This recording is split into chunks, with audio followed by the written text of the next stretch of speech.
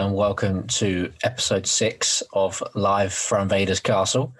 I'm joined with my co-host, Dan McCrory. Hello there. Hello, how are you, mate? That was such a robotic hello there.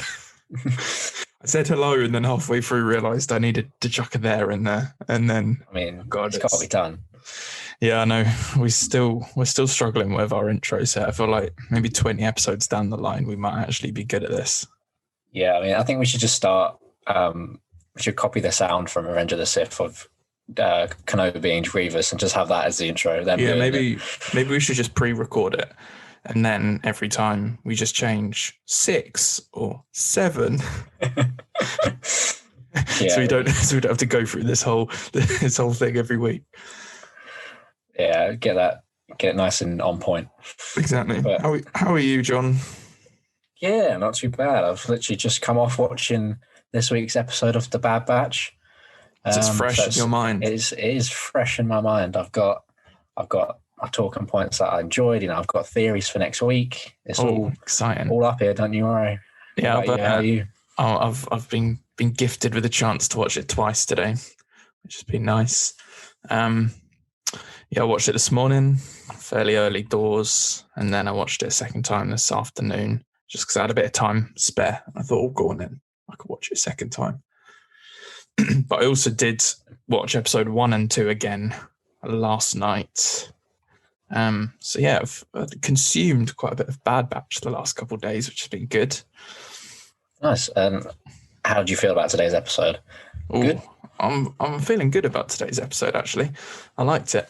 I still haven't decided whether I prefer it, where it ranks in comparison to last week. I think the first episode for me is still the top.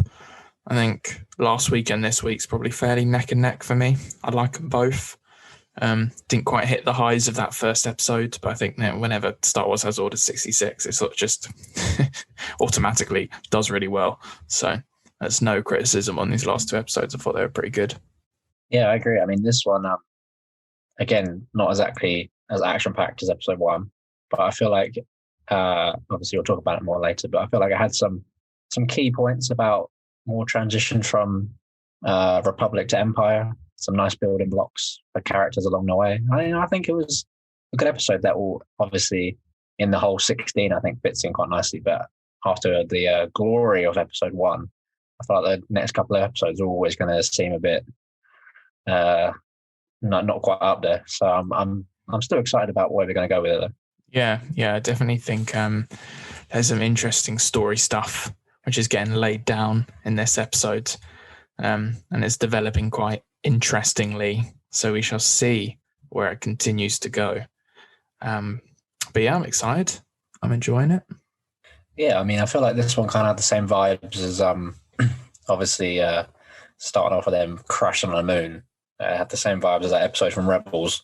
I got that vibe instantly. It also gave me a bit of a vibe to Clone Wars as well. I'm pretty sure they crashed on moons a couple of times in Clone Wars too. Yeah, it just seemed like a staple for an episode. The perils of space is that you're going to crash on a moon every now and again. Yeah, it's got to happen. It's unrealistic if you don't crash on a moon every now and then. Yeah, exactly. I thought it was a really good episode, actually. I really enjoying the character stuff they're doing with well, obviously with Hunter and Omega, but then they've also thrown in, I think, a big bit with Wrecker there as well, which I'm sure we'll get to. I certainly have some really theories about what's happening with Wrecker. Yes, I feel like we've probably got the same idea, although we haven't spoken about it, so I'd be interested to see we actually what your haven't. idea is. But... We normally have a little bit of a theorise during the day, just over text, but there's been none of that. So it's all, I'm assuming we're probably thinking the same thing, but I can't know for sure. Yeah, it'll be interesting when we get to it later on in the episode. But yeah, this episode was called Replacements. I think quite aptly titled, considering that they were both looking for replacement parts for the ship, and also clones were getting replaced with non-clones on the Empire side of the story. So I could understand why they called it Replacements. It definitely fit with the themes of what was going on. And yeah, I mean, should we just sort of go through the beats of what was happening? Because the episode kicked off with Omega chilling on the gonk droid. This gonk droid's becoming one of my favourite. A big gonk droid episode, this one. Background addition to the Bad Batch's ship. Whether it's Wrecker just pressing in with his arm, or in this case, Omega sleeping right up against the gonk droid. He's there. He's having fun. I thought it opened up with a nice little bit when Hunter goes to feed Omega and Wrecker, and Wrecker's like, I want more food. And then I don't know why he sounds like he's from New York. He's not from New York. I'm not good at impressions. And then Omega's like, oh, you can have mine. And then Hunter's like, no, Wrecker, you need to look after this kid. And Wrecker has that moment. He's like, yeah, I guess I don't know what to do when there's a child around, which I thought loops itself quite nicely with what happens at the end of the episode. But yeah, I thought it was a nice little introduction of just seeing them still getting used to this whole aspect of having a child on board. Yeah, I mean, I think like a character like Wrecker is one of those ones where he'll do something and then think about it afterwards. Like he just, he'll blow something up, he'll do what he wants, and then the repercussions of that he'll just deal with afterwards. Is one of those guys. So I think having to deal with Omega as like a child and actually think about things before you do them, I think that's going to be like a big character development for him. Yeah, when I was rewatching it last night, the first episode last night, the bit that really cracked me up was in the first episode when he said, I like to blow stuff up because I like to blow stuff up. And I was like, yeah, this guy just doesn't really think before he acts. He just does stuff, which I think is a nice...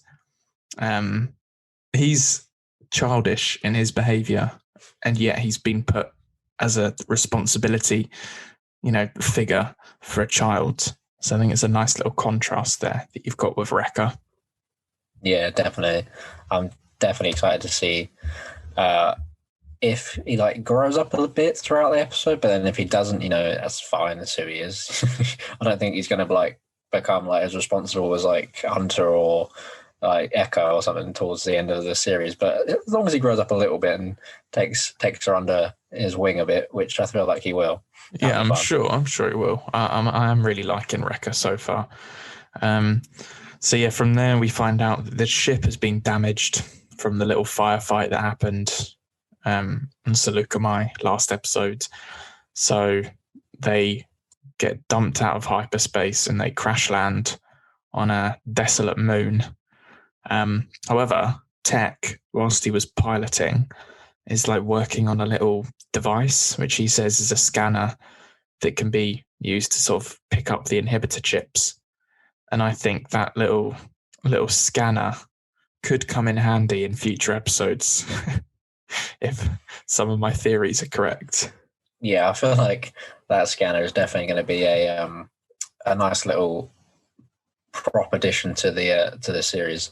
It's definitely going to be used at some point in the next couple of episodes, I think. And then as the show goes on, maybe they'll expand on it a bit more and bring in some of the other clones that we've seen in further shows like Wolf and Gregor. Yeah, maybe they'll use that for them.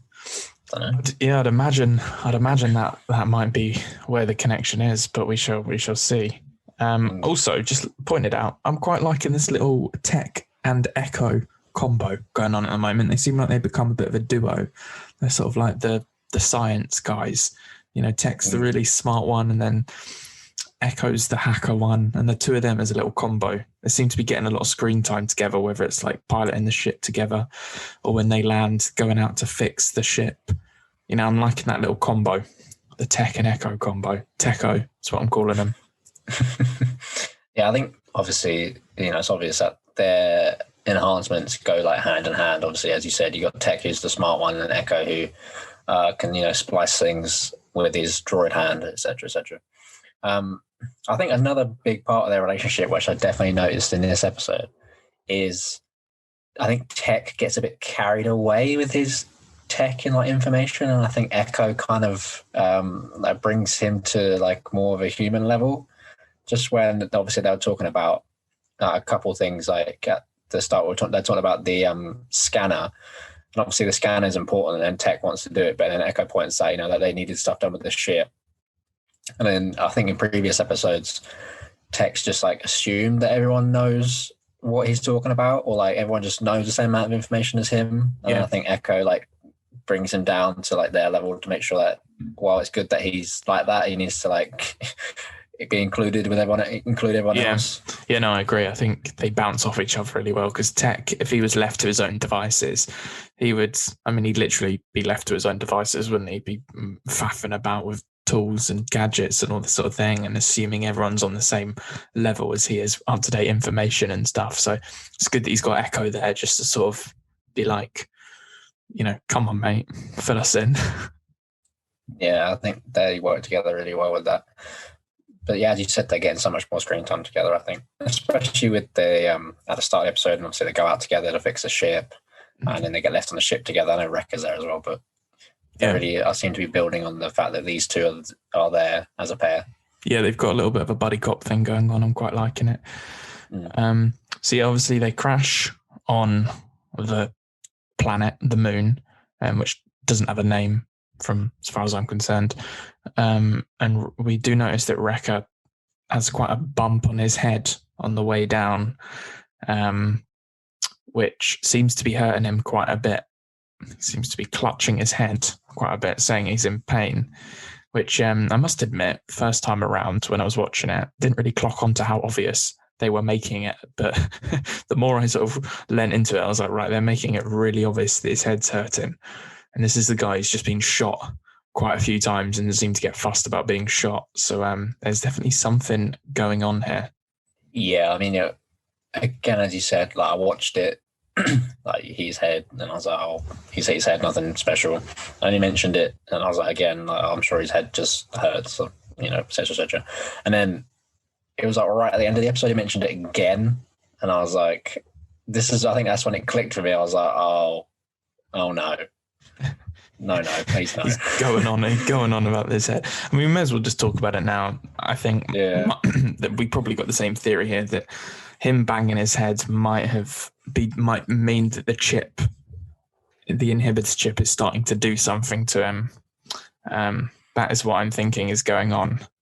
Yeah, same. I mean, perhaps in the next couple episodes, he may lose control and become a good soldier that follows orders like Crosshair has. Yeah, I mean, who was the original clone that hit his head and then activated his Order 66 early? Is it I think it's Tup. Yeah. Tup was his name. He whacks his head, doesn't he? With which then leads to the whole. That's how Fives found out about the chip. He whacks his head and then just murders his Jedi, didn't he? Yeah, and then he sits there muttering, "Good soldiers must follow orders," for about 15 minutes, for then killed the Jedi he was serving with. So, I mean, banging your head clearly is not a good thing to do if you're a clone. As you said, the fact he's mentioned it that much after being shot, and he kind of just brushed that off. The fact that he's mentioned his head so much, I feel like it's not looking good for Wrecker. Yeah, and I've seen some people point out that like where he's like clutching on his head is in the rough vicinity that the chip is in. So I don't think it's looking good. I think they're really going to be pulling on our heartstrings if we've got Wrecker turns around and turns on the Bad Batch, because Wrecker's such a sort of lovable child of the group. So it's Dave Filoni knows how to make us feel things.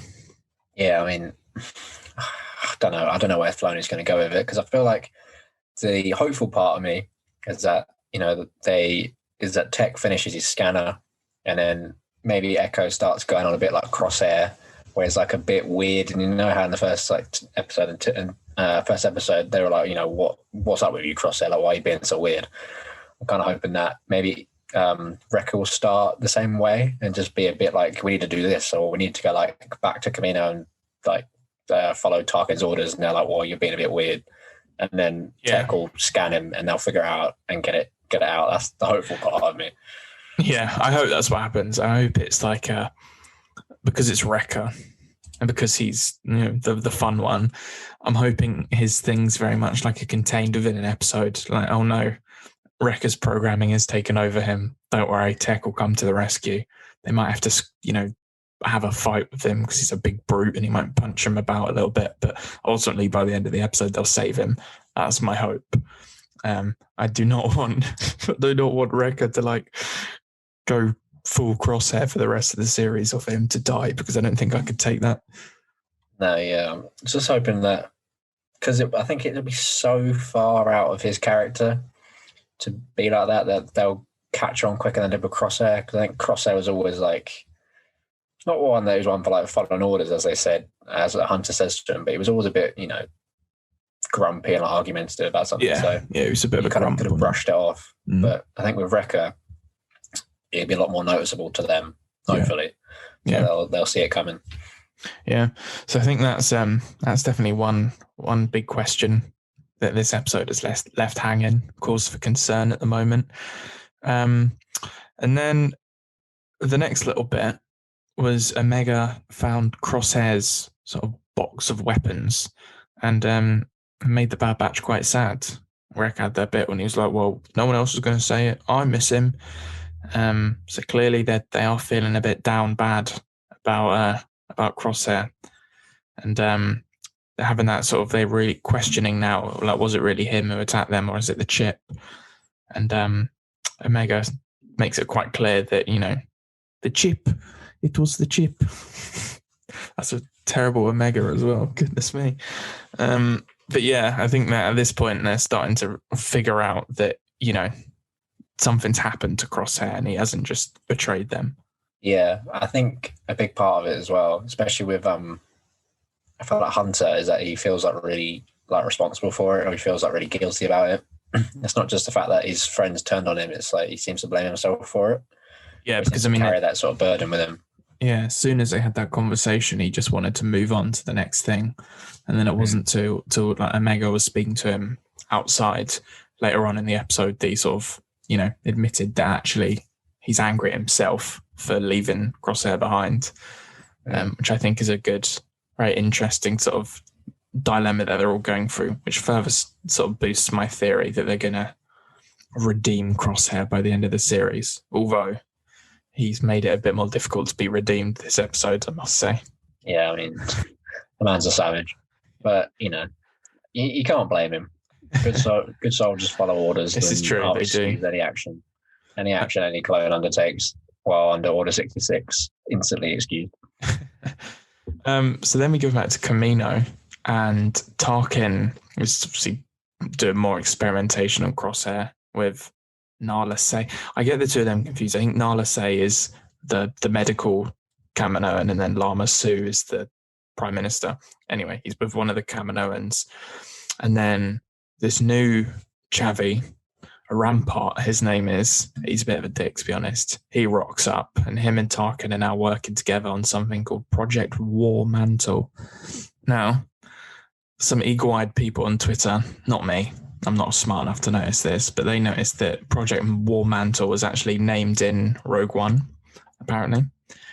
I'm not sure what the context is. I think it's like a list of all these like Imperial projects or programs and stuff, and Project War Mantle is one of them, so there's a cheeky little connection there. But I think this could boost another one of my theories that I'm thinking up at the moment. But essentially what they do is they bring in conscripted soldiers, or volunteer soldiers. They're non-clones, they're people, and Crosshair is going to lead this new elite squad that Tarkin and Rampart are sort of testing to figure out, what the future of the Imperial Army is. Is it clones, or is it, non-clones?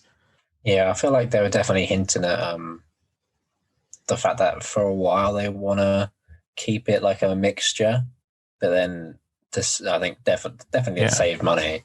Yeah, Tarkin wants to get rid of the clones because, as he says, it's what's his words? He said it was cost ineffective or something like that. Cost ineffective, like ancient or like old technique or something. Yeah, something like that. Basically implying that like it's old fashioned and expensive to have clones. When you could just get normal people to sign up for free, and all you got to do is pay the training, I suppose. Yeah, and then that Rampart guy makes the point that you can get more loyalty from willing recruits who believe in what the Empire stand for than you can from clones who you're sort of forcing to do your bidding, which I think is quite an interesting point. So yeah, there's definitely some interesting stuff going on in Camino. And then after that, we come back to the moon, and Echo and Tech, the duo, are installing this new capacitor into the ship. And then spooky Star Wars stuff happens when felt a little bit like Empire Strikes Back, when Echo notices something in the dark, some sort of alien. It's cutting about around the ship, scratch marks on the plane. And then this weird dragon-looking thing steals the capacitor, and the ship is still broken. Yeah, actually that's a good shot. I didn't think of that at the time. That is, very reminiscent of Empire when Han and that are in the meteorite. Yeah, cave. inside the big creature worm thing. Yeah. the Minox cutting about. Yeah. I mean, it's a classic. I think it's a classic trope in definitely. I think Star Wars at the moment, where you land on a desolate moon or planet or whatever, and something comes along and takes your thing that you need to fix your ship or thing.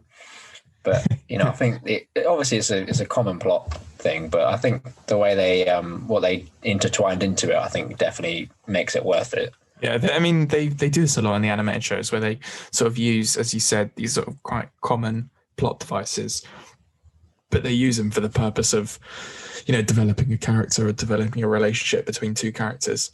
And I think this sequence with the Bad Batch was very reminiscent of that, which I don't think is a problem as long as they don't use it too much. I think this was gave Omega and Hunter the chance to go off and search for the Ordo Moon Dragon, as it was called, to get the capacitor back. But that whole sort of journey with the two of them, with Hunter admitting that he's angry at himself, and Omega sort of learning about his tracking enhancements that he's got from his genetics, and sort of picking up the dirt and trying to sniff it like he does, to sort of, trying to learn from him. Yeah, I mean, it's as I said, they intertwined it with good things, which is obviously the character development and the relationship development between Hunter and Omega, which I think is fine. Yeah, as long as they use it sparsely and don't have it too much. And then when they do use it, there's definitely like a background purpose to it, not just to fill screen time. I think that's perfectly fine, and it worked in this episode. Yeah, I thought it was cool. I like the new creature looked quite cool, and the spooky moon was quite cool as well. And then I thought the whole bit with Omega having to go down into the nest or whatever it was, crawling through the sort of moon craters to get the capacitor back, and ultimately figure out that the dragon is just hungry. So instead of trying to shoot it, she just gave it the torch and snuck her way out. And I thought the design, when it ate the energy and its body pulsed green, I thought it was all very cool. I did like that little bit. It was good fun. Yeah, as a nice little bit. I think a nice little that little moment for Omega there, where Hunter's obviously incapacitated because his mask gets hit off, so he breathes in the gas or whatever's on the moon and gets knocked out for a bit. The lack of gas. Yeah. So Omega has to take it upon herself, and it's a big moment for her. And I like how she was keen enough to notice that she didn't need to blast the hell out of that creature. She just noticed that it was hungry and gave it the flashlight, which I think is a nice moment for her, because obviously she's only a child.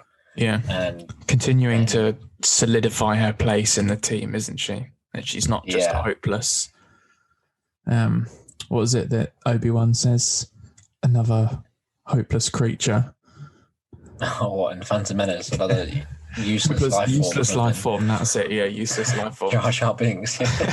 She's not a useless life form. She's actually does have some uses. She's quite competent, which I think is a good little development for a character. That's not about Jar Jar Binks, is it? It's about Anakin. because they already picked up Jar Jar Binks. Yeah, that's right. Yeah, everyone's talking about Anakin.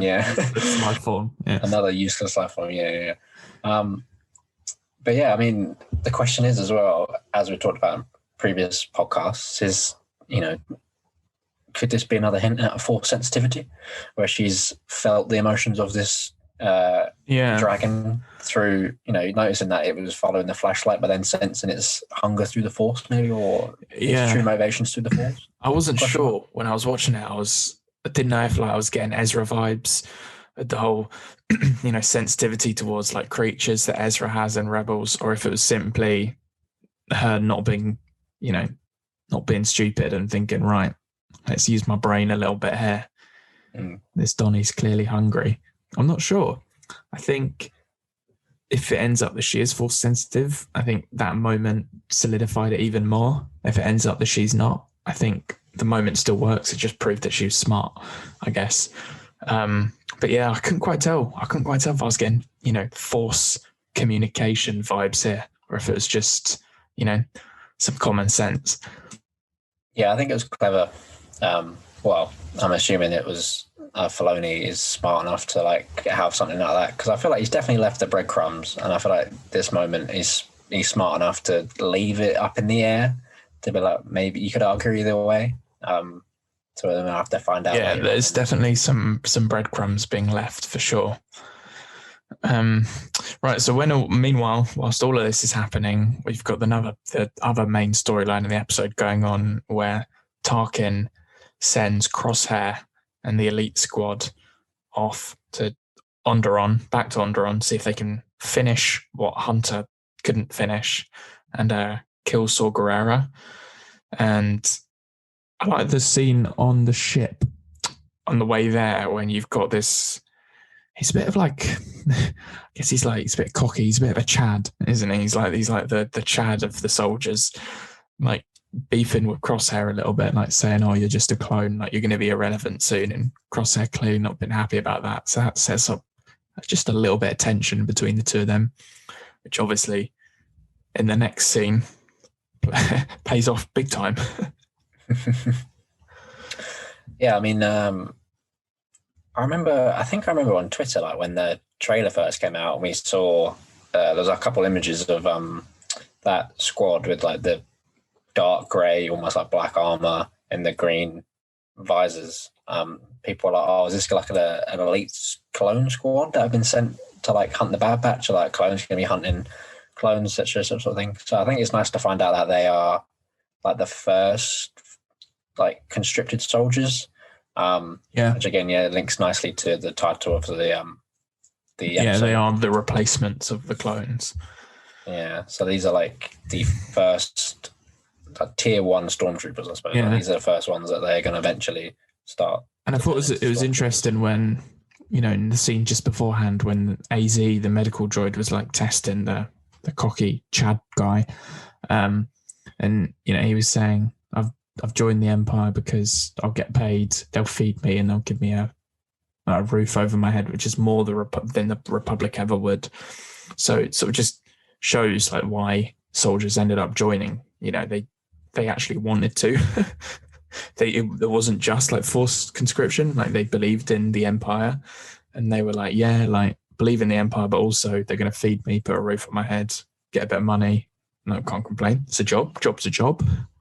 Yeah, I mean, is this Dave Filoni following in George Lucas's steps of like taking up a stand against like the man? Because I feel like that's what a lot of people say when they go and join the army anyway. Like it's a job, roof over your head, etc., etc. Is this like Dave Filoni or the writers having a dig like George Lucas did in the original trilogy? I'm sure everything's a dig. Star Wars is very political. People like to pretend that it's not, but it is. Yeah, that's what I thought straight away. I was like, oh, that sounds very similar to, what you see in all the films when people join the army and stuff. Yeah, I think it's interesting because, this is obviously very early days in the Empire, but we know that sort of, when the reign of the Empire is fully, deep in, we know that people are joining up with the Empire left, right, and center because, they're born into this world. They see the Empire everywhere, the greatness of the Empire, and they're like, oh, I want to be an Imperial, pilot when I'm older. I want to be a TIE fighter pilot, all this sort of stuff. One of the books I'm reading at the moment is all about that, like kids wanting to join the Empire. But this is like right at the beginning when no one really knows what the Empire is yet, but you've still got these folk out there just like, the Republic never did anything for me, but the Empire, it looks like it might get paid quite well. So it's interesting to see those threads starting to get laid down here. Yeah, and I suppose I'll make another political point.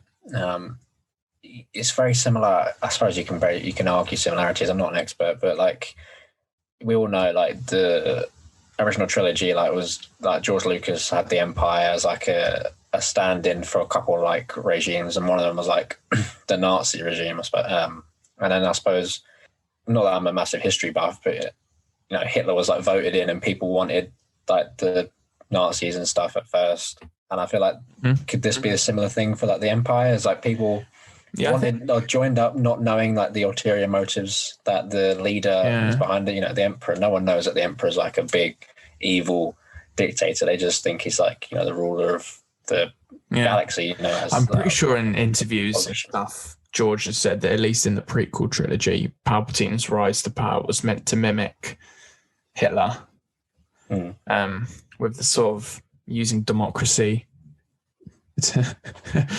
So using like pushing your way through democracy into dictatorship and sort of in the guise of democracy. I think he has said that in interviews before. But he's also said in interviews that in the original trilogy, the Empire were meant to represent the USA. So, he likes to make his political points.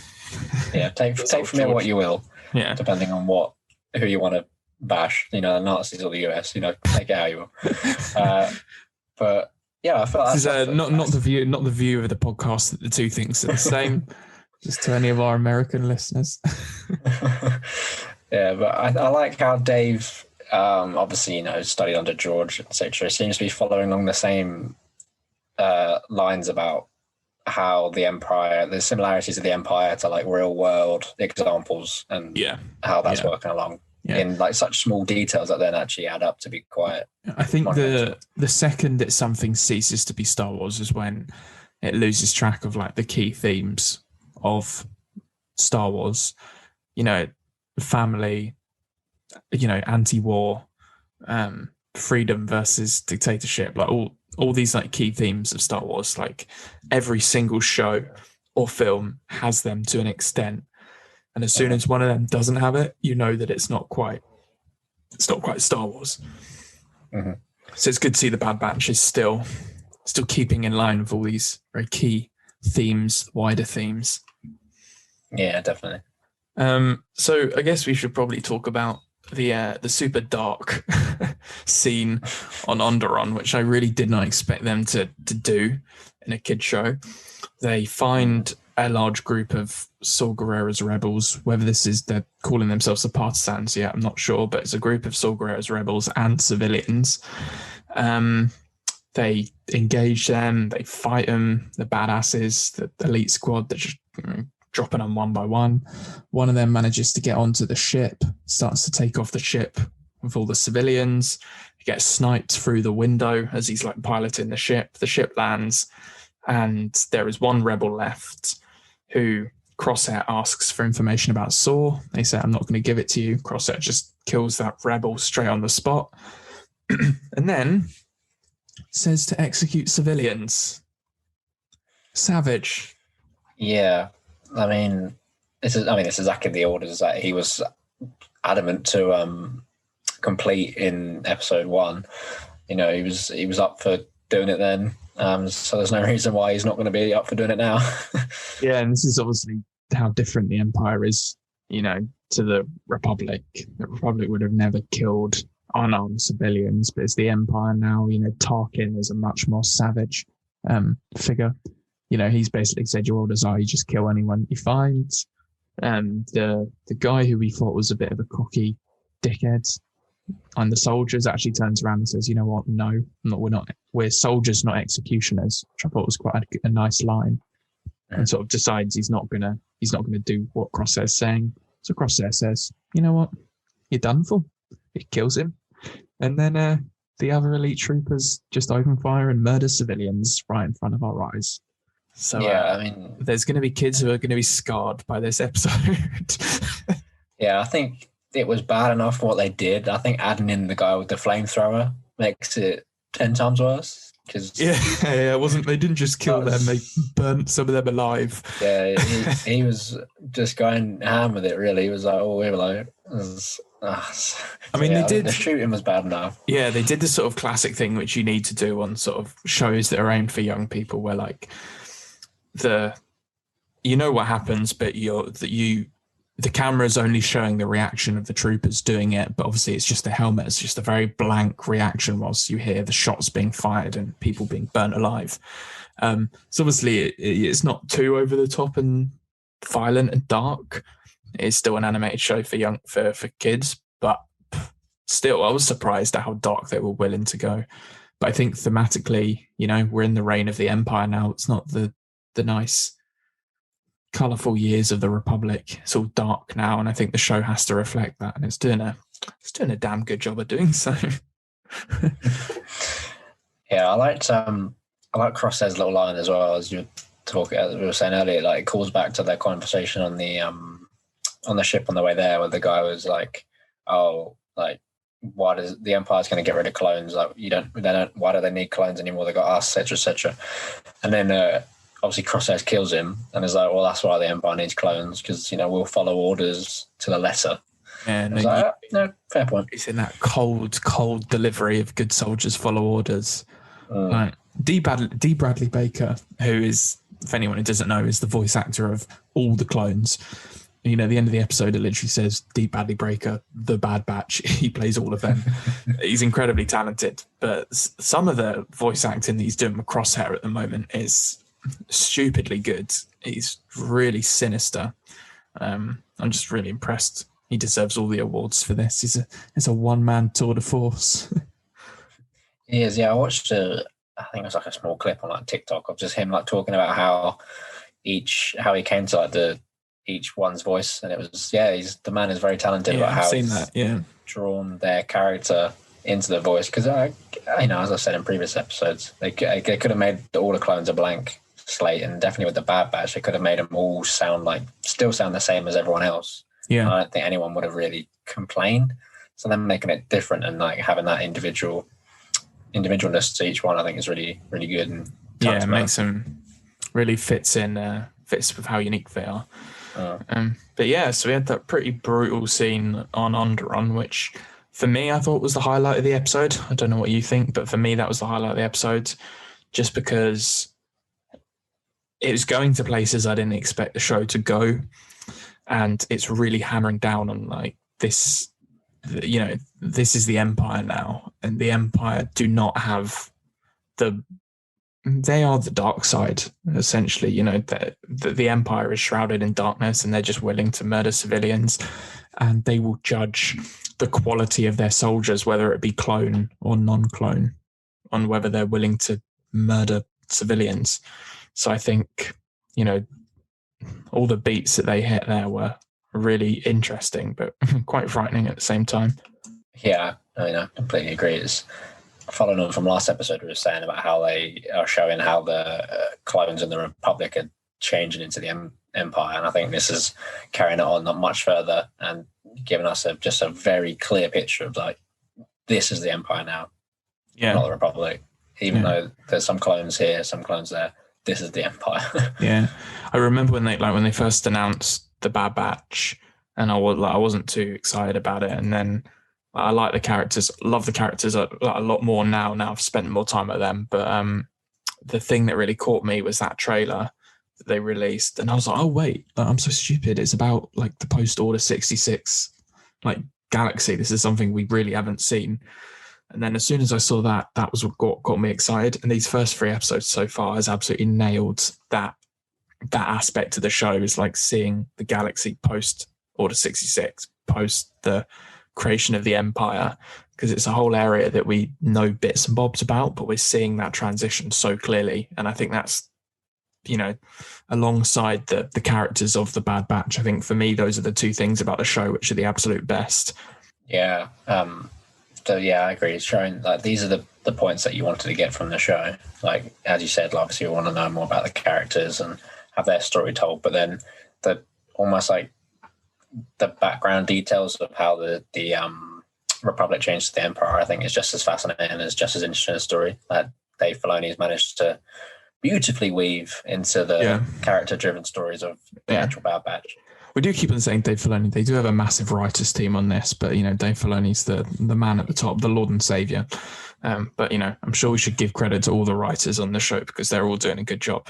But Dave's just the boss man who keeps them all in check. Dave is the public figure that everyone gets to thank. Yeah, and then they're just the people in the background who get no thanks, but they still worked hard.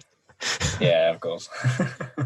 And then sort of the last, just sort of after Crosshair and Co. comes back, Tarkin and Admiral Rampart, he now is called, he's been promoted, seem quite impressed with themselves. They're thinking, right, okay, so, clones clearly serve a purpose for a little while longer, but the future is, no longer going to be clone.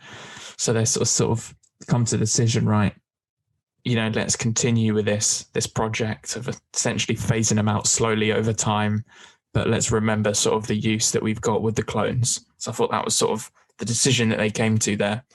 So it's definitely going to be an interesting path forward, and I'm liking this new Admiral Rampart character. He's another one of these like great Imperial dickheads who serves a purpose.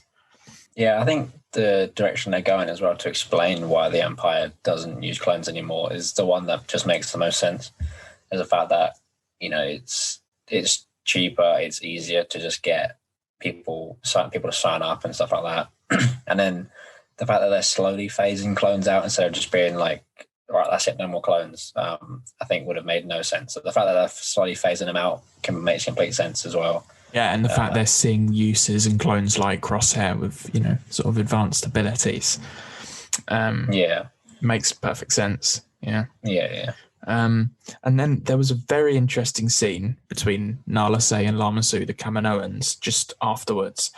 And this is a thing which has me with all sorts of theories that they're talking about. They've accepted that the Empire is not going to want them to make more clones, and they need to figure out the next phase of cloning for them to, prove that they have some sort of use left.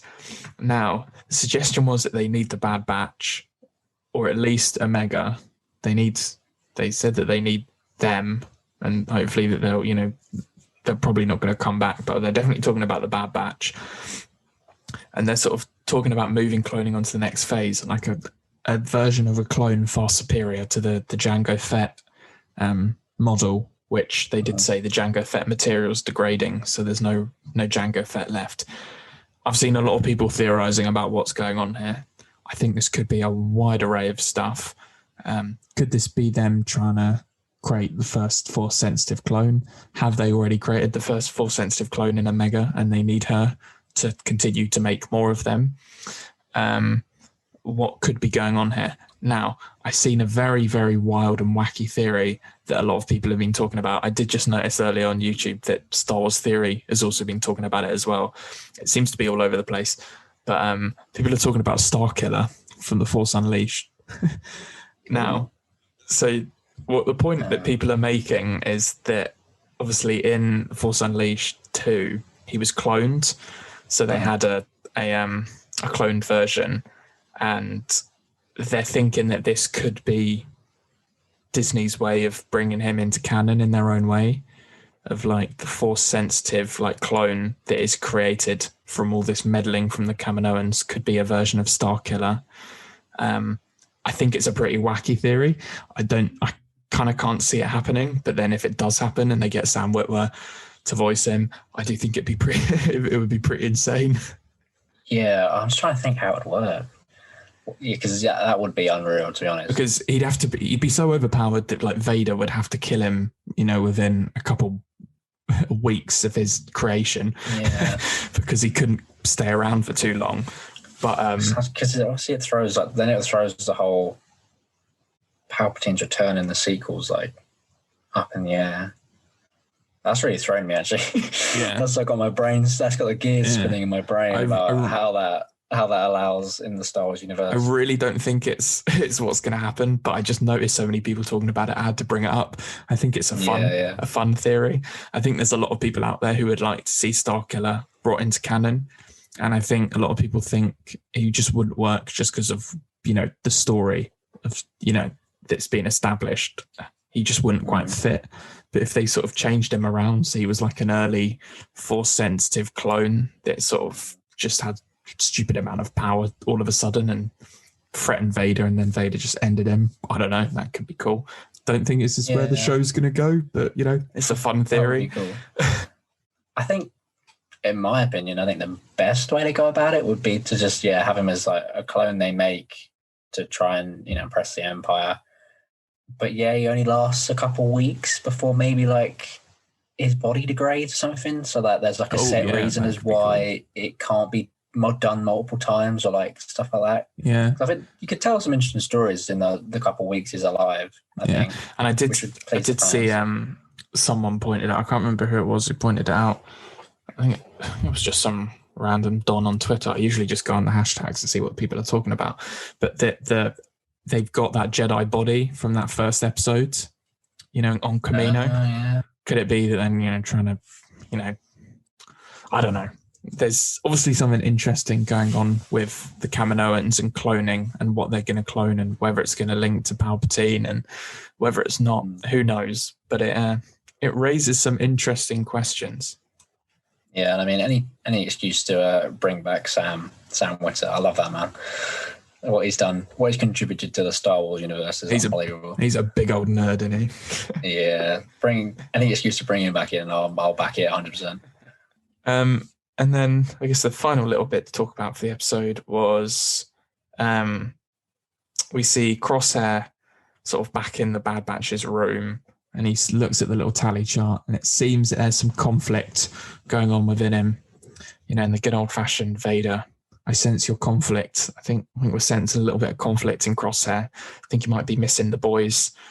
And then meanwhile, Wrecker has made Omega her own room, which I thought was a very, very cute way to end the episodes. I love that. It's like, I think these first 3 episodes have done a lot of the heavy lifting in terms of Omega. The first one was like, we'll bring her along.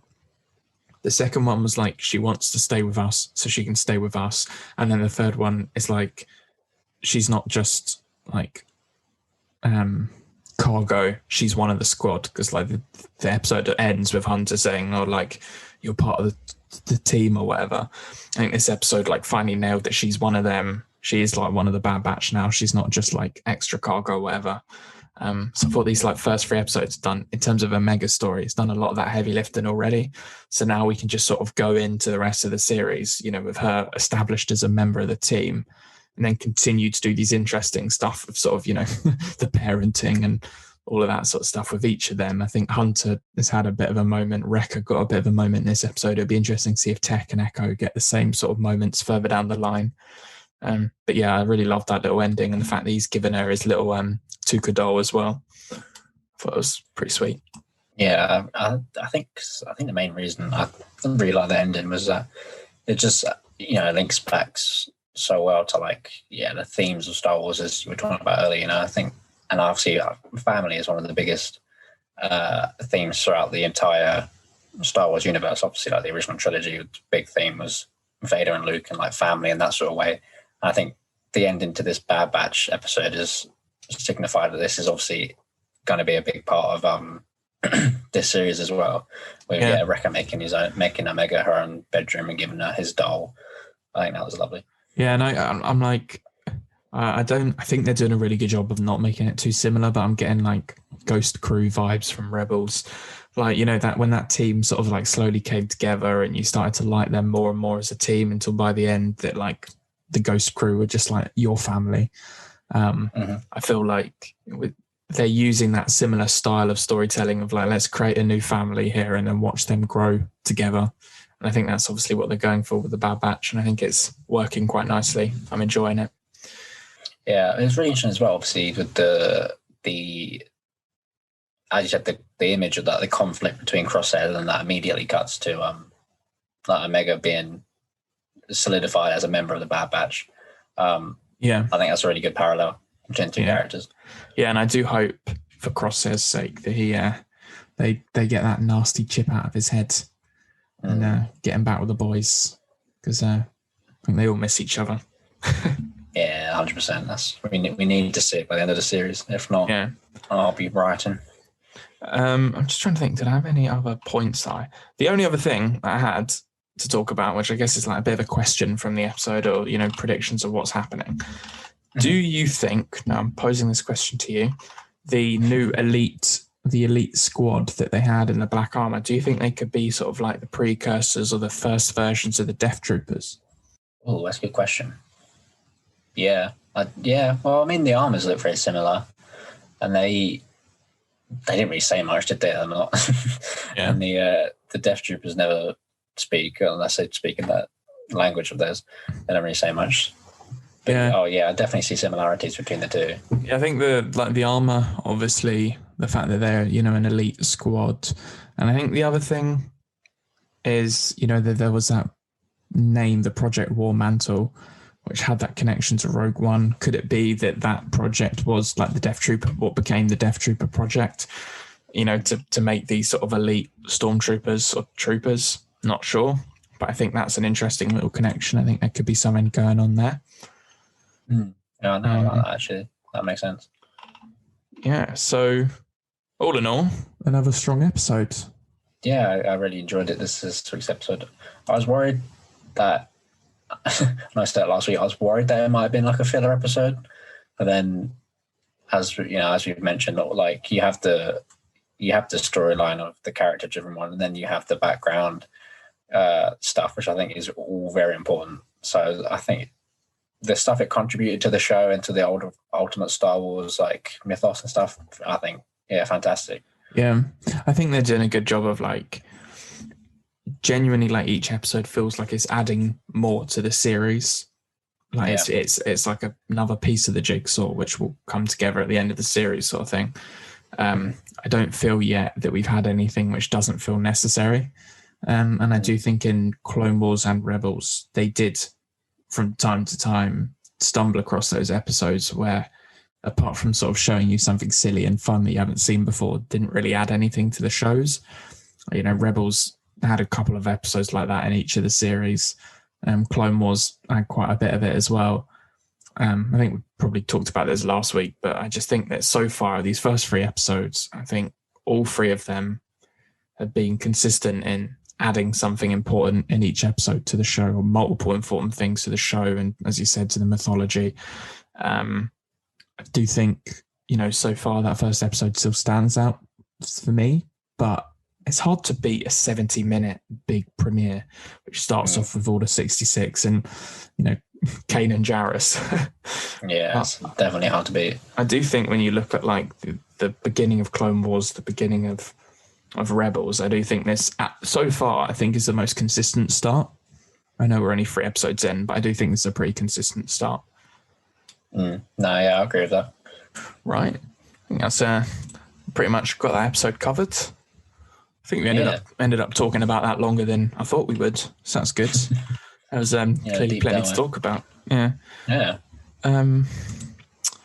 So yeah, I think I'm excited for next week's episode. I'm not sure when we're going to see Rex, but I'm hoping they get to Rex soon. I think it'd be good to see Rex soon. I'm hoping next week. Because. But then I'm also not going to spend every week thinking, we're going to see Rex this week, because then I'll be disappointed every week that we don't see Rex.